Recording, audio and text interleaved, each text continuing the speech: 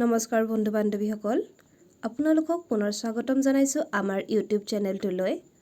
আজিৰ ভিডিঅ'ত আমি teaching learning process and pedagogy বিষয়ত আৰু 10টা প্ৰশ্ন আলোচনা কৰিম ইতিমধ্যে আমি ইয়াৰ দুটা পাৰ্ট কৰিছো এটো তৃতীয় পাৰ্ট আজিৰ প্ৰথম প্ৰশ্নটো হৈছে which of the two given option is of the level of understanding ক্লাছত পঢ়োৱা বিষয়বস্তুবোৰ ষ্টুডেন্টে বুজি পাইছে নে নাই হেয়া জানিবৰ বাবে আমি কেতিয়াবা প্ৰশ্ন কিছুমান কৰো এই প্ৰশ্নবোৰ কিছুমান নলেজ লেভেলৰ হয় কিছুমান আন্ডাৰষ্টেণ্ডিং লেভেলৰ হয় কিছুমান স্কিল লেভেলৰ হয় তো ইয়াত এটা প্ৰশ্ন উঠিছে ইয়াত দুটা প্ৰশ্ন দিয়া থাকিব আৰু সেই দুটা প্ৰশ্নৰ ভিতৰত কোনটো আন্ডাৰষ্টেণ্ডিং লেভেলৰ হয় মানে ইয়াতে ষ্টুডেন্টৰ আন্ডাৰষ্টেণ্ডিং লেভেলটো চেক কৰা হ'ব প্ৰথমটো কৈছে ডিফাইন নাউন আৰু সেকেন্ডটো কৈছে define noun in your own word এই দুটা প্ৰশ্নৰ ভিতৰত কোনটো প্ৰশ্ন আন্ডাৰষ্টেণ্ডিং লেভেলৰ প্ৰশ্ন হয় অপচন কেইটা দিয়া আছে only one only two c option both or d none ইয়াৰ ভিতৰত কোনটো আন্ডাৰষ্টেণ্ডিং লেভেলৰ হয় জানিব লাগে আৰু উত্তৰটো হয় define noun in your own word অৰ্থাৎ only two টো হ'ব বি অপচন যেটো হেতু শুদ্ধ উত্তৰ কাৰণ ডিফাইন নাউনটো হৈছে ইয়াত নলেজ হিচাপৰ নলেজ লেভেলৰ প্ৰশ্ন নলেজ লেভেলৰ প্ৰশ্নবোৰত কেৱল মাত্ৰ ষ্টুডেন্ট গৰাকী কি জানে হেখিনি সুধা হয় যেটো তা ডিফাইন কৰিব দিলে তে মুখস্থ কৰি কথাটো ক'ব পাৰে কিন্তু define noun in your own word হলে তে যদি বুজি পাইছে তে উত্তৰটো দিব পাৰিব গতিকে ইয়াৰ অপচন বি টো শুদ্ধ হয় ইয়াৰ পিছৰ প্ৰশ্নটো হৈছে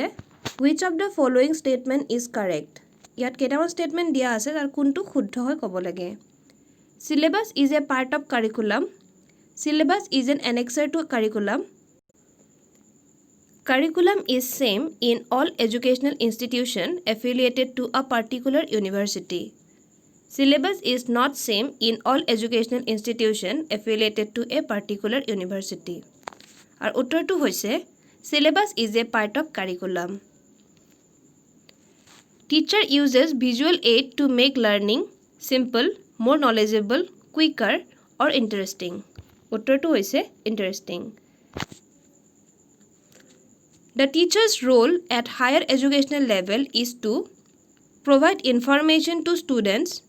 promote self-learning in students, encourage healthy competition among students, help students to solve their personal problem. Uttortu hoise option B promote self-learning in students.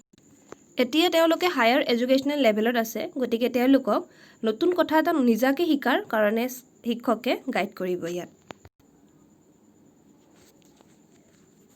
Next প্ৰশ্ন which is the least important factor in teaching টিচিংত আটাইতকৈ কম গুৰুত্বপূৰ্ণ factor কোনটো হয় প্ৰথম দিছে punishing the students maintaining discipline in the class lecturing in impressive way drawing sketches and diagram on the blackboard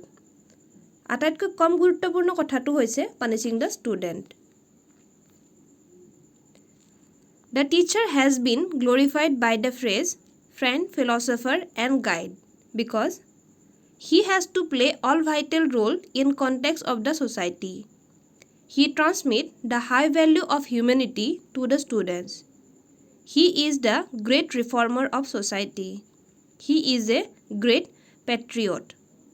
তো শিক্ষক এগৰাকীক friend, philosopher and guide বুলি কোৱা হয় কিয় কোৱা হয় সেই কথাটো ইয়াত সুধিছে উত্তৰটো হৈছে He transmits the high value of humanity to the student. Studentor গাত বিভিন্ন মানৱীয় গুণবোৰ বিকাশ হোৱাত সহায় কৰে শিক্ষক এগৰাকী আৰু সেই কাৰণে তেওঁক friend, philosopher and guide বুলি কোৱা হয় The most important cause of failure for the teacher lies in the area of interpersonal relationship, lack of command over the knowledge of the subject, verbal ability or strict handling of the student. কি কাৰণে এগৰাকী শিক্ষক তেওঁৰ মানে শিক্ষকতা বৃত্তিত fail হ'ব পাৰে উত্তৰটো হৈছে lack of command over the knowledge of the subject তেওঁ যেটো বিষয়বস্তু পঢ়ায় সেই বিষয়টোৰ ওপৰত যদি তেওঁৰ জ্ঞান নাথাকে তেনে ক্ষেত্ৰত শিক্ষক এগৰাকী সফল হোৱাটো সহজ নহয় A teacher can establish rapport with his student by becoming a figure of authority impressing the student with knowledge and skill playing the role of a guide, becoming a friend to the student. কেনেকৈ ষ্টুডেণ্টৰ লগত এটা ভাল relation create কৰিব পাৰি উত্তৰটো হৈছে playing the roll of a guide এগৰাকী গাইড হিচাপে কাম কৰিলে শিক্ষকৰ আৰু ছাত্ৰ ছাত্ৰীৰ যিটো সম্পৰ্ক সেইটো মধুৰ হয় education is a powerful instrument of social transformation, personal transformation, cultural transformation or all. Education এটা powerful instrument হিচাপে কোনটো transformation সহায় কৰে social, personal or cultural উত্তৰটো আটাইকেইটাই অৰ্থাৎ all of the above আজিৰ ভিডিঅ'টোৰ একেবাৰে লাষ্টৰ প্ৰশ্নটো হৈছে A teacher's major contribution towards the maximum self-realization of student is effected through